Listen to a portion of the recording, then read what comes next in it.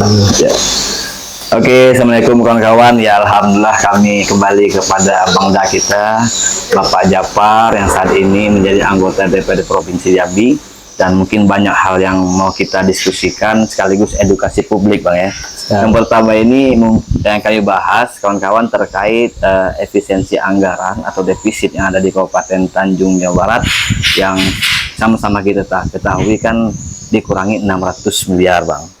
Dan ini kan berdampak terhadap daerah, khususnya kepala daerah untuk pelayanan publik, pembangunan, dan belanja daerah sedikit memutar kepala lah, jadi Bang bingung kan, kau bupati, DPR, pangkas sana, pangkas sini, ya berdampak terhadap khususnya ya P3K paruh waktu, dipotong juga anggaran, kemarin juga TPP yang mau dipotong dan belum tahu perkembangannya kan.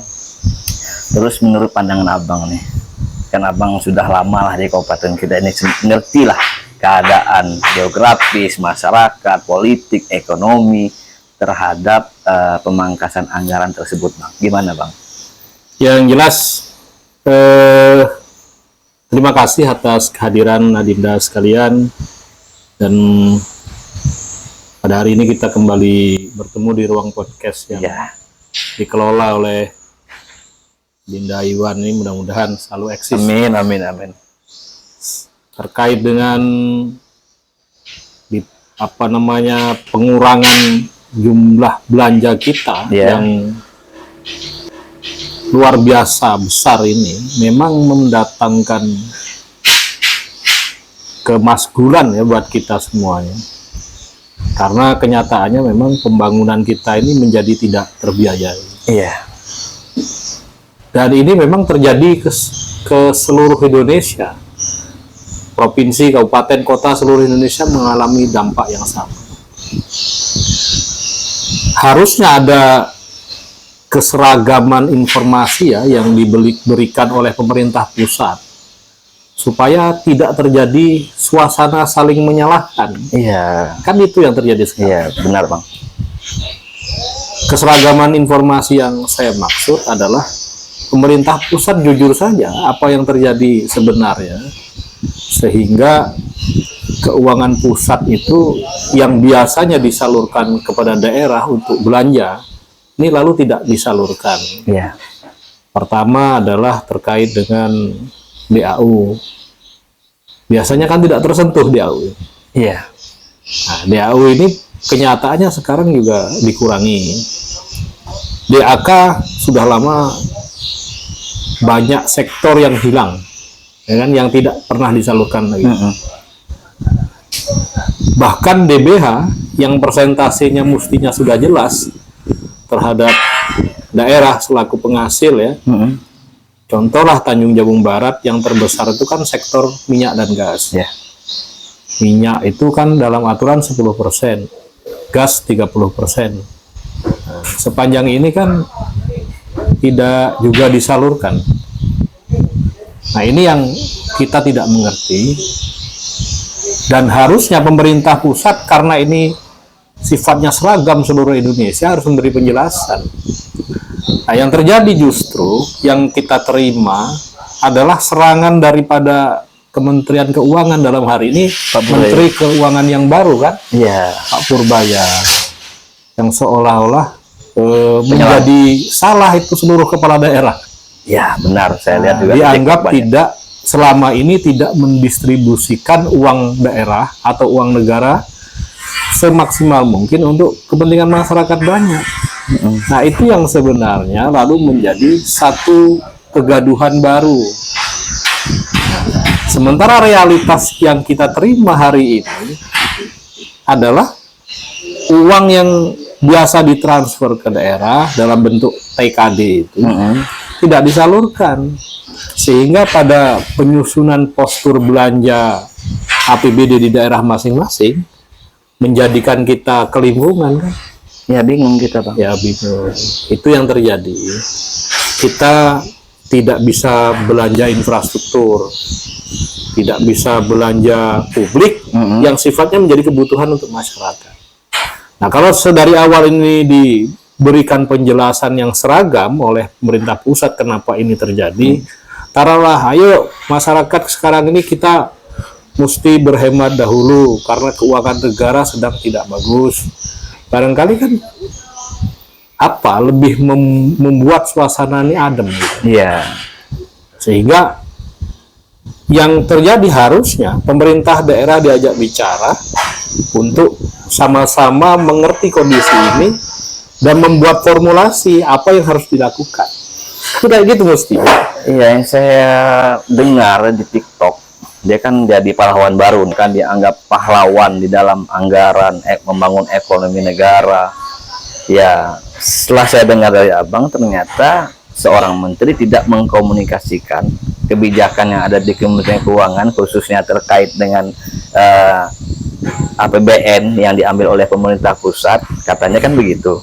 Katanya kan ada kebijakan-kebijakan pusat yang dulunya ada di DAU, maka ditarik ke kementerian untuk bisa disentuh masyarakat langsung. Dan kami secara masyarakat belum teredukasi, Bang. Apa ini?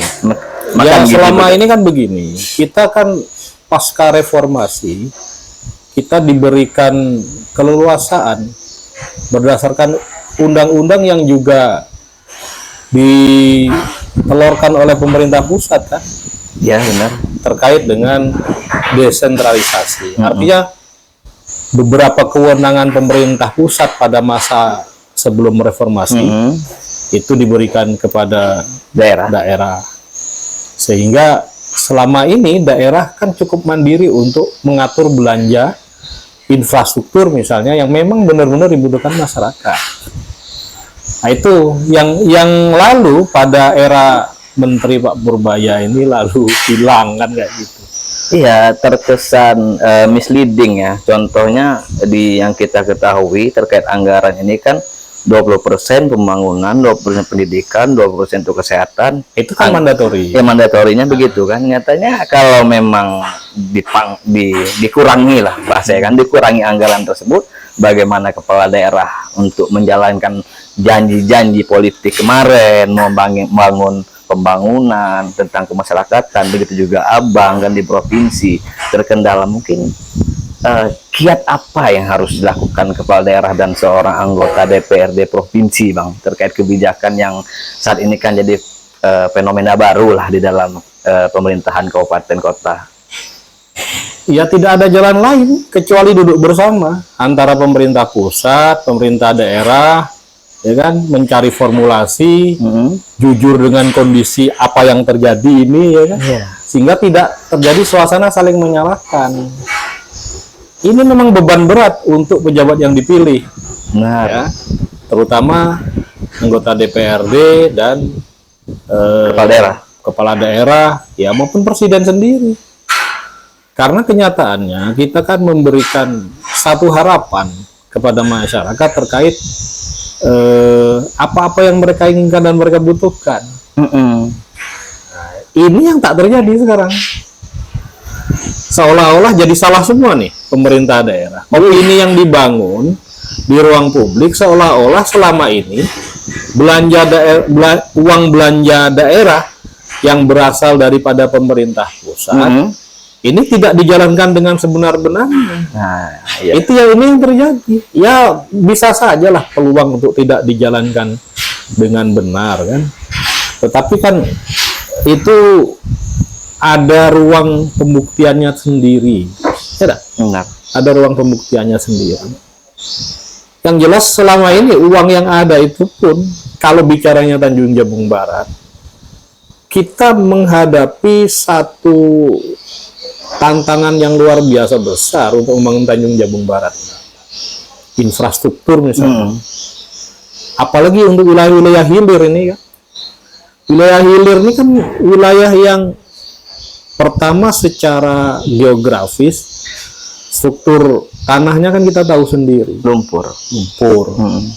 Kos pembangunannya tinggi. Ya kan? Belum lagi kita perbandingkan misalnya, dan ini sudah saya sering sampaikan di banyak forum. Satu desa minimal kita menangani sekitar 60-70 km jalan yang harus dibangun demi melayani masyarakat. Ini untuk Tanjung Jabung Barat wilayah hilir ya. Kan beda dengan Jambi wilayah barat atau Di Ulu. huluan Tanjung Jabung Barat sendiri. Tanah keras. Satu desa itu paling-paling kita hanya membangun 5 sampai 10 km saja Iya. untuk melayani satu desa. Kalau di wilayah hilir, Anda bayangkan satu desa itu rata-rata 5 sampai 10 parit itu rata-rata itu. Kalau satu paritnya panjangnya 6 kilo, kan sudah 60 km yang harus kita bangun. Benar. Bangun jalan, lingkungan saja. Mm-mm. Yang biayanya sudah sama-sama kita tahu lah per kilometernya berapa. Nah, listrik juga begitu. Melayani pipanisasi air bersih juga begitu, sama. Nah, ini beratnya tantangan kita Tanjung Jabung Barat yang ada ini. Artinya dengan dana pemerintah yang pemerintah pusat salurkan, memang masih jauh dari angka kecukupan. Jambi itu, kalau kita bicara Jambi lebih luas lagi dari Tanjung Jabung, dari sekedar bicara kabupaten. Luas wilayah Jambi itu kan sama dengan luas wilayah kabupaten, luas wilayah provinsi Jawa Barat. Sama, Bang. Sama. Jumlah penduduknya memang berbeda. Mm-mm. Tapi tantangan infrastrukturnya lebih tinggi Jambi. Jambi ini APBD-nya tertinggi tahun 2024. Nah, itu di angka 6,5 triliun kan?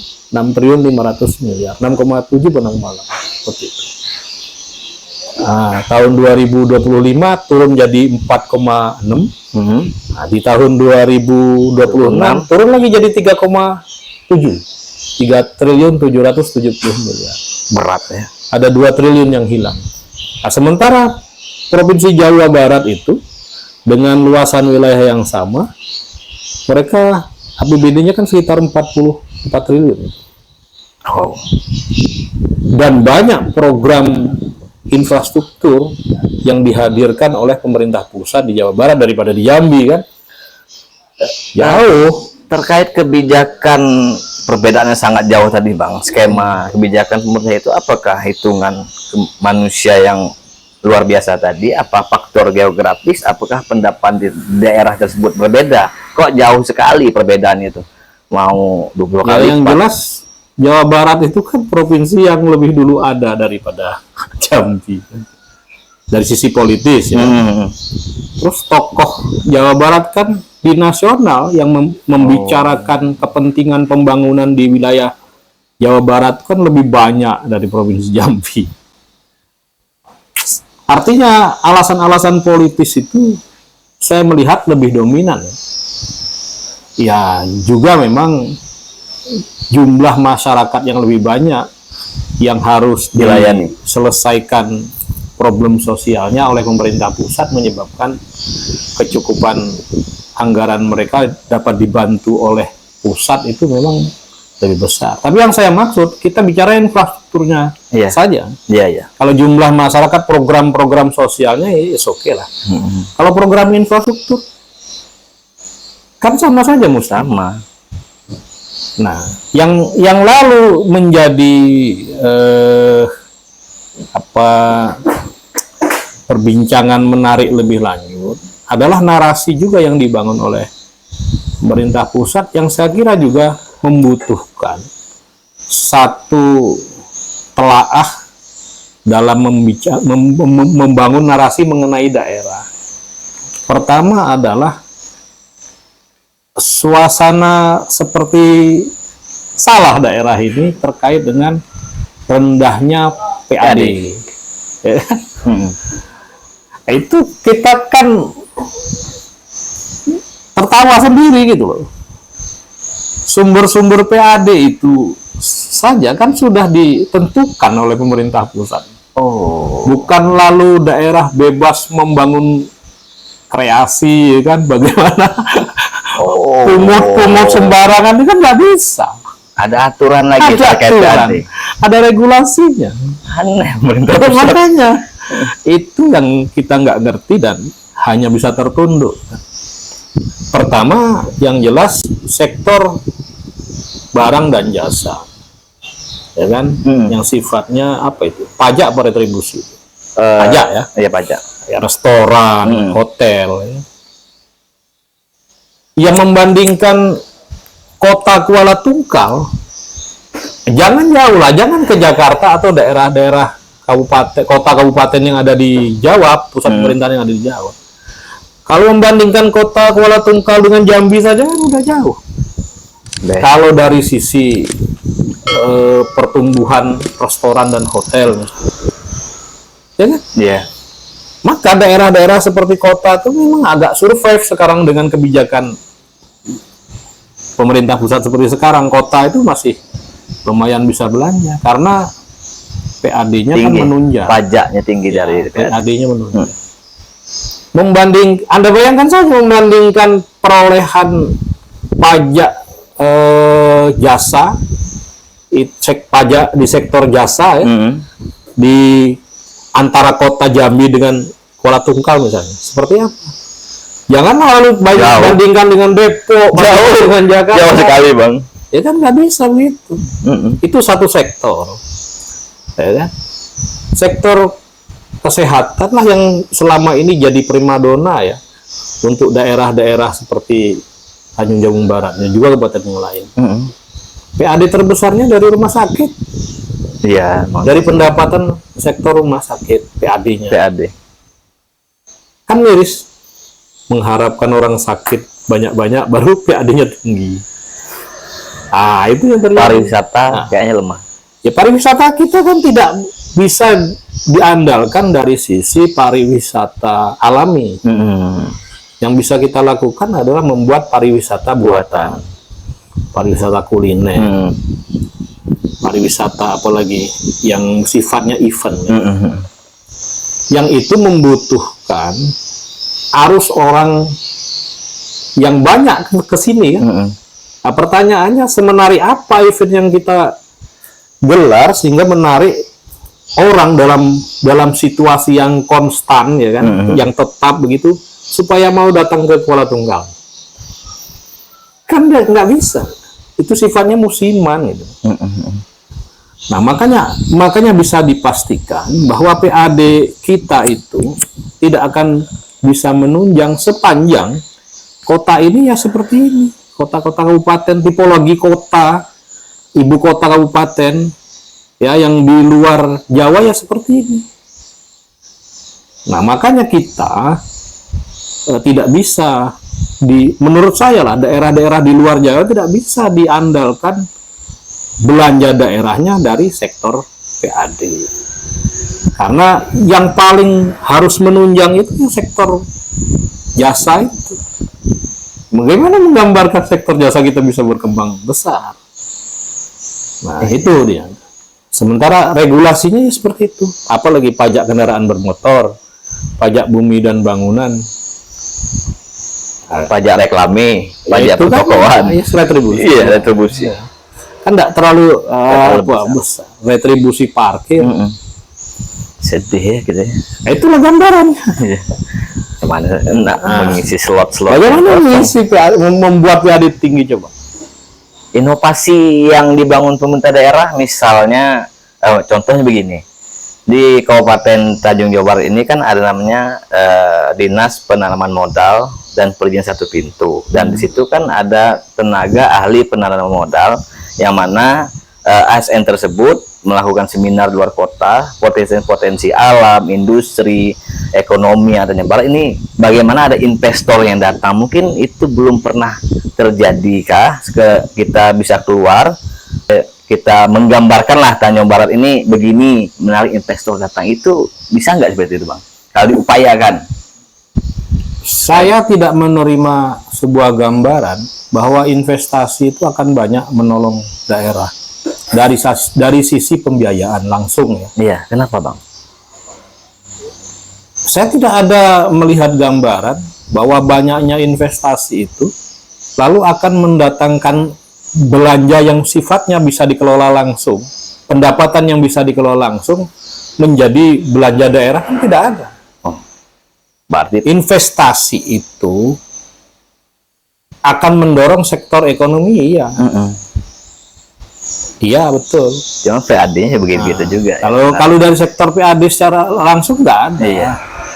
Maksudnya mendorong pertumbuhan ekonomi, misalnya sektor tenaga kerjanya, terus pelaku usaha, taruhlah kita sebut dengan pelaku UMKM-nya yang hidup di sekitar perusahaan, mungkin begitu. Tapi kalau lalu perusahaan itu membawa dampak cash terhadap keuangan daerah, enggak juga. Kita kan punya WKS yang gajah lah itu, yang raksasa lah itu. Kan tak juga bisa membantu PAD kita jadi tinggi kan? Itu negara langsung kan. Ah, Kembali ke negara lagi uangnya. Terus dari pengalaman saya, PKS dari sebesar itu perusahaan, kita cuma dapat pajak penerangan jalan umum iya. setahun kurang lebih 5 miliar. Jadi jangan kira uang daerah jadi banyak gara-gara WKS. Enggak. Ya mungkin terbantulah masyarakat kita sebagiannya terkait dengan tenaga kerja. Pun itu masih harus berdebat lagi. Seberapa besar masyarakat kita yang terlibat di sektor ketenaga kerjaan. BUMD Bang, gimana? Nah, itu dari pendapatan lain-lain ya. BUMD itu artinya kreasi pemerintah daerah. Sepanjang ini BUMD kita kan tidak bisa mengakumulasi keuntungannya selaku pihak ketiga yang dipercaya oleh pemerintah daerah untuk menjalankan hal-hal tertentu. Yang selama ini tidak ada survive, bahkan terkesan Monoton. ya hidup segan mati tak mau begitu. Kenapa, Hidup Bang? mati tak maunya itu karena masih dihidup-hidupkan saja tuh oleh pemerintah daerah. Mengapanya itu yang pertama, ya karena saya melihat kritik saya ya, BUMD ini tidak dipercayakan kepada orang-orang yang memang mempunyai naluri bisnis. Inkompetensi. Ya selama ini kan, mohon maaf, beberapa kali penunjukan BUMD yang ada itu kan diisi oleh para pensiunan. Pensiunan dalam artian ASN. Iya, nyataannya gitu. Dari masa beberapa dekade bupati ya, enggak tahu yang sekarang. Saya kurang menyimak juga nih terkait kepala. Sekarang pun enggak, siapa sekarang enggak tahu kita. Iya. Masih Pak siapa namanya? Si Kurang tahu saya. mungkin kalau yang sekarang bukan pensiunan, kalau sebelumnya kan pensiunan. Pensiunan. Bukan ekonom gitu. Bukan orang Orang yang yang ahli. mempunyai komitmen besar untuk bantu daerah, punya naluri untuk menjalankan usaha tertentu yang bisa membuat daerah ini survive gitu loh, secara membuat daerah ini punya dividen tinggi dari sektor ini. Pelengkap daerah itu harus ada BUMD dan sekedar pelengkap, bukan penunjang. Begitu maksudnya, Bang. Nanti tinjauannya akan kita lengkapi terkait BUMD. Iya. Pertama itu manajemennya tidak mumpuni saya melihat. Dari beberapa dekade itu para pensiunan yang kompetensinya untuk menjalankan usaha itu tidak ada. Mungkin hanya untuk mengisi waktu senjanya. Kan kayak gitu. Yang kedua, yang namanya usaha itu memang harus dibarengi dengan penyertaan modal yang kuat daripada pemerintah. Nah, yang ketiga, masih sehubungan dengan kualitas manajemen yang tadi, tidak ada BUMD itu yang membuat blueprint usaha yang meyakinkan gitu, bahwa mereka akan bisa mengakumulasi atau mengkapitalisasi keuntungan. Nggak ada. Iya ya. Nah, itu yang terjadi. Nah, sehingga memang BUMD itu juga tidak menunjang pendapatan daerah untuk menjadi belanja. Apakah menurut pandangan Abang terkait BUMD yang saya ketahui kan cuman air apa tuh? Jabung Barat Sakti. Itu sudah nggak lagi nggak? Sudah lama nggak tuh? Masih. Itu masih menghasilkan PAD? Ya nggak ada lah. Nggak ada lagi. Mana ada? Selain itu apa lagi, Bang? BUMD? Bang Tanggorajo. Bang Tanggorajo. Gimana terkait Bang Tanggorajo itu kan bisa menjadi salah satu BUMD yang bisa meningkatkan PAD itu gimana maksudnya, Bang? Ya Bank Tanggorajo itu kan sejenis bank permodalan begitu. Bank ini ya, apa istilahnya? Yang jelas sokongan pemerintah daerah sudah cukup besar sebenarnya di situ. Kurang lebih penyertaan modal kita yang termasuk diantaranya adalah inventaris gedung itu sekitar 37 miliar kalau salah. Kalau tidak salah ya. Dividennya? Ada tamu mau tahu dividennya berapa? Bang? 1 miliar. Terakhir saya menjabat tahun 2020. 1 miliar? Hanya 1 miliar. Aduh. Itu pun ditarik kembali, diminta kembali oleh mereka untuk pembiayaan gaji karyawan. Aduh. Jadi setor 1 miliar, tarik kembali, diminta tarik kembali ke mereka untuk gaji karyawan. Jadi penyertaan modal pemerintah sebesar 37 miliar itu hanya untuk beraktivitas membiayai orang-orang yang ada di dalam gedung Tanggorajo itu. Itulah apanya, kata lainnya gitu. Mengapa itu terjadi? Karena mereka memang ya tidak bekerja, Tidak berinovasi, tidak Bang, berinovasi, untuk tidak menjadi berani membuat sebuah terobosan usaha yang mendatangkan satu keuntungan yang layak ya. kita Kan ini. cuman itu, apa ngurusi pinjaman gaji para honorer dulu ya, Iya. PNS bagian. Nah, sekarang mungkin sudah ada P3 pada waktu itu juga lah yang dimasukin ya. Ya kalau hanya sebatas itu kan ya memang minim keuntungannya.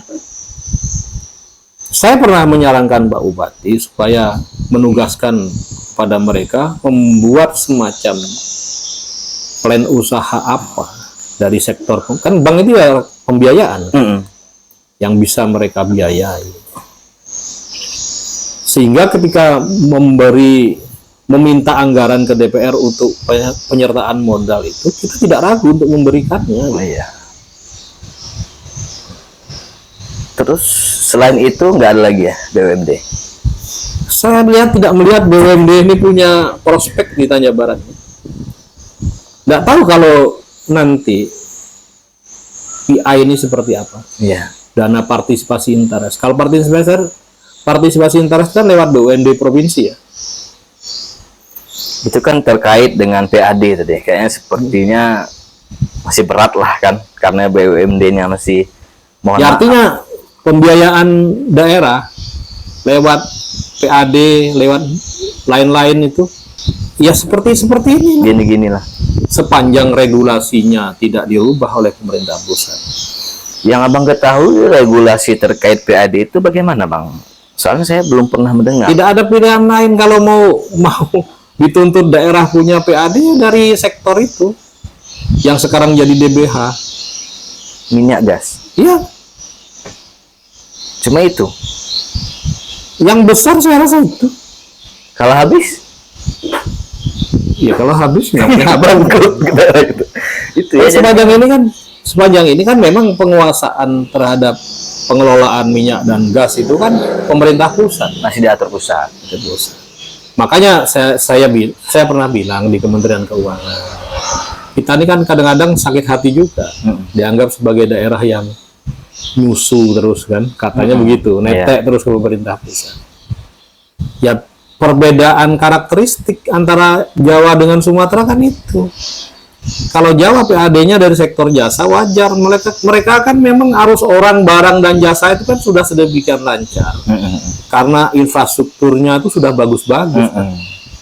Ya, bayangkan Tanjung Jabung Barat ini mau ke Hulu aja butuh perjuangan tertentu, mau ke Betara, mau ke Pengabuan, artinya arus orang, barang dan jasa ke daerah kita kan tidak terlalu lancar. Ada 19 desa yang di seberang seperti yang saya buat. Apa yang tidak lancar ke kota Kuala Tungkal. Nah itu yang sebenarnya memang dari kacamata pemerintah pusat, jangan-jangan mereka tak tahu. Nah, mungkin Kita ini masih berkutat dengan infrastruktur.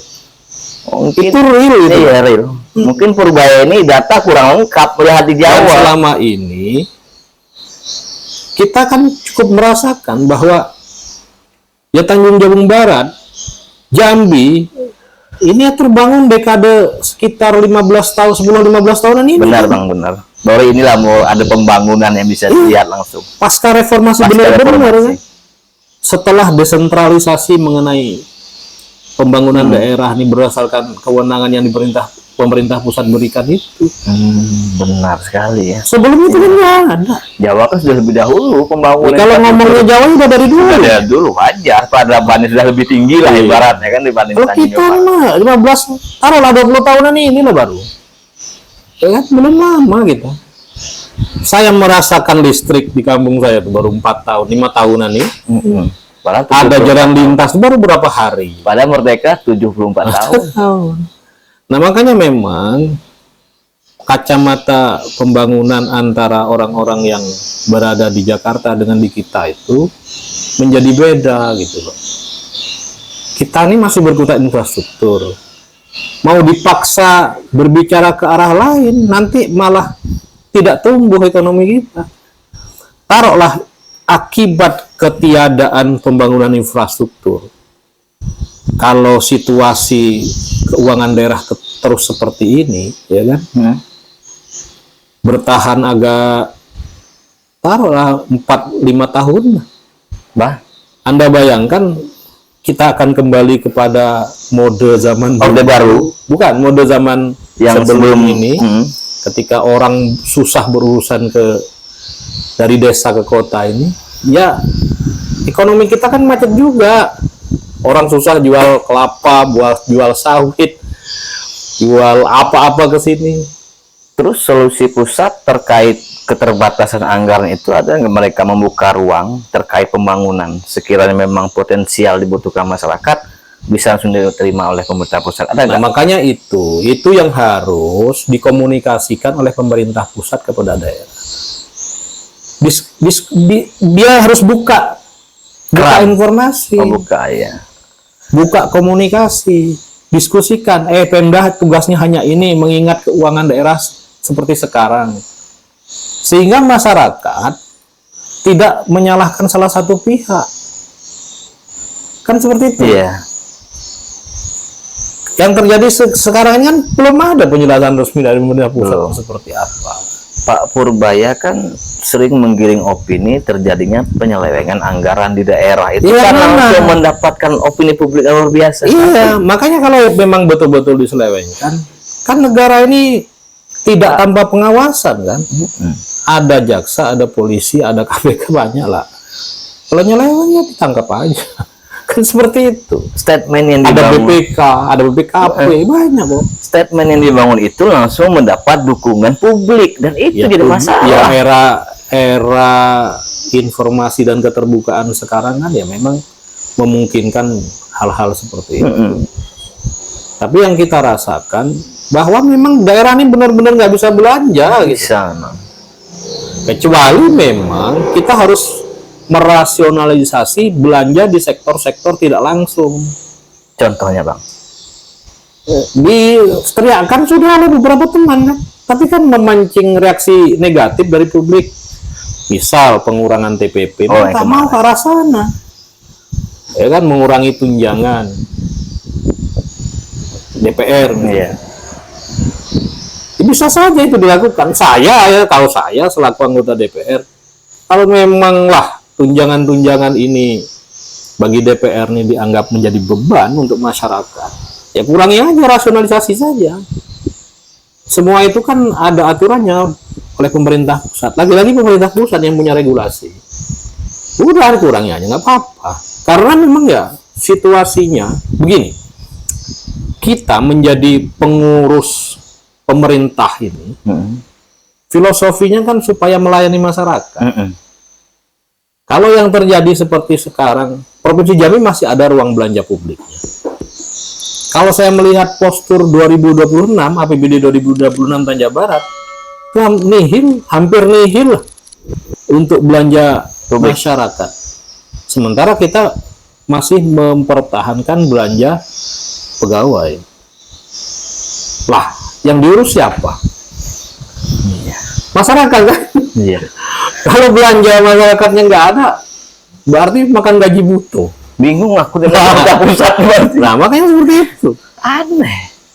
Kok seperti ini Nah, kebijakan? makanya situasi ini harus dicari jalan keluar. Ya Pak Presiden dalam hal ini yang punya kendali terhadap negara ini harus dibicarakan secara tuntas. Apa tanggung jawab pusat, apa tanggung jawab daerah terkait dengan situasi nasional hari ini, supaya tidak saling salah menyalahkan. Kalau sekarang kan kecurigaan besar dan oleh pemerintah pusat opini yang dibangun itu, dan ketidakberdayaan pemerintah daerah untuk menjelaskan itu ke publik, karena teriakannya kan begitu. Banyak korupsi baik itu. Itu kan giring opini ke arah yang menyudutkan pemerintah. Jadi tambah sulit pemerintah untuk berpikir seperti apa solusi ke depan. Ya makanya.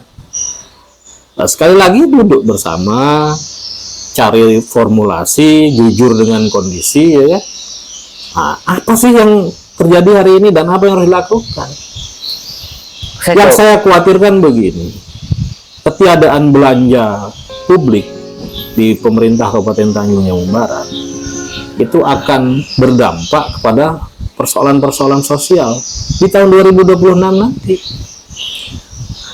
Menurut catatan beberapa pihak, dan saya agak percaya itu, separuh pendorong kehidupan ekonomi di setiap kabupaten kota di Indonesia itu adalah uang APBD. Ya, hampir rata-rata itu. Kecuali ya bayangkan PKI. ketika 2026 nanti, biasanya tukang yang bisa bekerja nggak ada kerjaan. Pengusaha kecil yang biasa menggantungkan diri di sektor itu Terdampak. Pengusaha kecil maupun besar lah. Terdampak semua. Ya. Belum lagi kaum hiruk pikuk kota, mohon maaf. Iya. Kemana mereka akan menyasar nanti? Khususnya buruh pekerja proyek ini. Taruh ya itu. Gimana? Kemana mereka akan menyasar kehidupan mereka? Selain ini ya, selain tani ya. Kalau tani kan memang lebih mandiri. Iya. Sepanjang harga komoditas masih baik, masih punya daya beli. Nah, kaum hiruk pikuk kota kemana?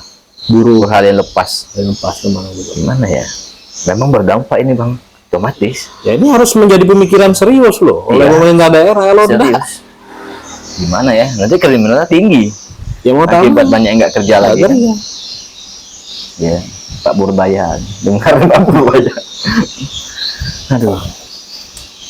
Kalau anaknya kenyang dikasih makan, bapaknya nggak kerja gimana? Ya sulit juga. Ya itu makanya. Ini harus menjadi pemikiran serius. Dan saya pikir memang semua pihak penyelenggara pemerintahan ini harus duduk sama. Situasi ini situasi nasional, bukan hanya kita, bukan hanya satu daerah tertentu saja. Ya setelah diskusi ini awalnya kan saya tidak sedalam ini memikirkan defisit ini Bang. Ternyata sedalam ini dampak. Ya kan sekarang masih tenang-tenang, masih berjalan. Iya. 2025 kan masih stabil. Anggaran masih ada kan. Tahun depan ini. 2026 gimana gitu? Nah itu yang harus serius gitu. Harus serius. Bupati harus putar otak bagaimana mengatasi hal ini. Mungkin lobby lah, mudah-mudahan nanti ada komunikasi yang lebih intens, ketemu solusi. Ya makanya saya mendengar ada beberapa pekerjaan yang bisa diambil alih oleh pemerintah pusat. Kita tiba-tiba mengenal istilah jalan impres kan? Iya. Normalisasi impres, revitalisasi pendidikan. Kalaulah itu yang menjadi alih tanggung jawab pembangunan oleh pemerintah pusat kepada daerah dengan meniadakan TKD tadi, ya sampaikan juga gitu loh. Kita kembali kepada sistem sentralistik, mengingat efisiensi keuangan negara yang harus dilakukan. Kita sepakati, nggak apa-apa. Intinya kan bagaimana rakyat ini bisa mendapatkan porsi, jalan dapat porsi, pendidikan dapat porsi, infrastrukturnya ya. Nah, normalisasi dapat porsi. Karena Tanjung Jabung Barat ini, sekali lagi kalau kita bicaranya udah hilir, Tanjung Jabung Timur juga ya. Parit itu, sungai-sungai itu kalau tidak dinormalisasi, tanggul-tanggul kita tidak dibetulkan, produktivitas pertanian kita hancur juga. Lagi cuaca ekstrim begini kan. Sementara daerah nggak punya uang, nggak diberi uang oleh pusat. Nggak punya uang. Jangankan DAU, DBH pun nggak ada disalur. Tuh. Ngeri Apa yang untuk bangun? Apa yang untuk menangani itu? Nah, kalau infrastruktur seperti normalisasi parit, sungai itu nggak ada. Nggak buah itu kelapa. Pinang nggak buah, kopi nggak buah. Itu fakta daerah kita. Iya. Akhirnya masyarakat turun daya beli. Jalan hancur lagi. Habis ekonomi kita dalam jangka panjang. Nah, tapi kalau memang ini lalu diambil peranannya oleh pemerintah pusat, maka bupati harus rajin-rajin sowan ke Jakarta, bikin aja usulan banyak-banyak, termasuk anggota DPR, DPRD-nya. Ayo gerak sama-sama ke Jakarta, mewakili konstituennya masing-masing, menyampaikan hal-hal yang diperlukan oleh daerah ini yang kira-kira memang betul-betul penting, yang harus segera ditangani. Pertama, infrastruktur. Jalan kita ini kan dengan kondisi seperti sekarang, kabupaten kita ini, problem terbesarnya kan saya sudah sampaikan juga berkali-kali, problem koneksivitas. Antara seberang Sungai Pengabuan sana dan sini nggak nyambung. Antara Kuala Betara ke sini nggak nyambung secara definitif ya. Iya. Antara Hulu dengan Hilir nggak nyambung. Nah itu kenapa? Karena infrastruktur kita memang rusak. Bukan rusak, belum terbangun dengan baik, dengan sempurna. Nggak ada jembatan, jalan masih perkerasan. Bukan karena pemerintah daerah nggak mau bangun jalan dari dulu, memang duitnya belum cukup. Besar bangun daerah kita itu. Kagum aku sama abang, analisis abang tadi dalam dan luar biasa bang. Kalau terpikir dampaknya tadi ke depan ngeri kalau seandainya kita lamban dalam komunikasi terhadap. Nah, makanya itu saya bilang kementerian. Sekarang urusan pembangunan infrastruktur seperti jalan ini terancam mandek kalau memang situasi masih terus seperti ini. Mudah-mudahan tidak, ya kan? Mudah-mudahan tidak. Kalau ini memang diambil alih oleh pemerintah pusat, ya pemerintah pusat harus ngomong. Kami yang menangani. Oke, kita serah. Nggak masalah. Ada yang bilang DPR nggak diperlukan, bubar aja kalau memang keperluannya harus seperti itu, ya kan? Negaranya dianggap baik tanpa DPR, bubar aja nggak apa-apa. Lembaga pengawas kan dibutuhkan. Ya kalaulah memang itu menjadi analisa publik dan dianggap seperti itu. Oh. Dianggap menjadi beban negara, bukan aja, nggak apa-apa. Kalau menurut pendapat saya, ya kan. Tapi kan instrumen negara kan tidak bicara begitu loh kelembagaan. Nah ini bicara kasarnya kalau memang harus, janganlah. Harus jadi beban cuman menjadi beban negara. Tapi hal-hal seperti ini harus terkomunikasikan dengan baik antara pusat dengan daerah. Dengan merebaknya media sosial seperti sekarang ini, kan menjadi isu liar nih kemana-mana. Kita tidak tahu kebijakan negara seperti apa. Yang kita khawatirkan hal-hal seperti ini kan menjadi ya ibarat prakata lama itu menjadi api dalam sekam kan. Situasi yang mengancam keutuhan nasional kita. Benar. Ya miskomunikasi antara pemerintah pusat dengan daerah itu kan menjadi, kita kan jadi curiga nih apa nih sebenarnya. Otomatis. Apalagi yang opini dibangun kan penyelewengan anggaran.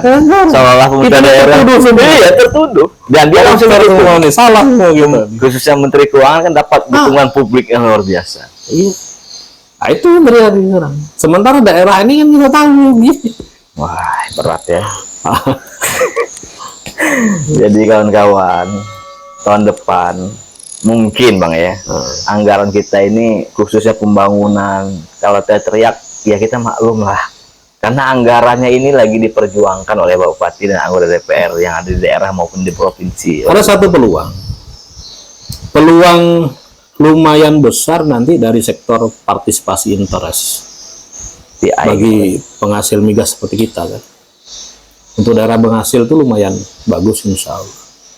Mudah-mudahan situ proses mendapatkannya tidak selama ini lagi dan tidak serumit ini lagi. Gitu.